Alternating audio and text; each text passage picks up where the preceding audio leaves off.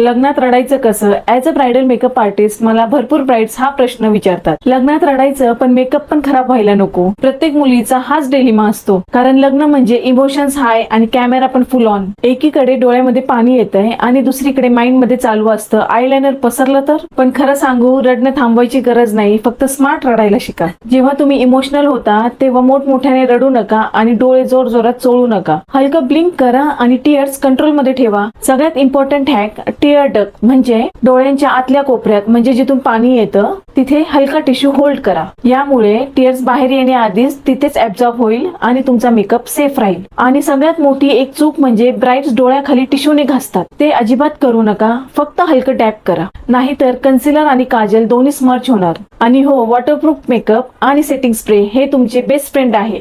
यामुळे तुम्ही कॉन्फिडेंटली रडू शकता. आणि जर इमोशन जास्तच अनकंट्रोल झाले तर लगेच तुमच्या बेस्ट फ्रेंड कडे बघा. थोडं हसू येईल आणि टीयर्स आपोआप थांबतील. सगळ्यात शेवटी, रडणं हे एक नॅचरल आहे, पण स्मार्ट रडणं ही एक आर्ट आहे. तुमचे इमोशन्स पण एक्सप्रेस होतील आणि मेकअप फोटो मध्ये परफेक्ट दिसेल. हा व्हिडिओ आत्ताच तुमच्या मैत्रिणींना पाठवा ज्यांचं लग्न जवळ आलं आहे. आणि असेच प्रॅक्टिकल ब्युटी हॅक्स तुम्हाला पाहिजे असतील तर आत्ताच मला फॉलो करा.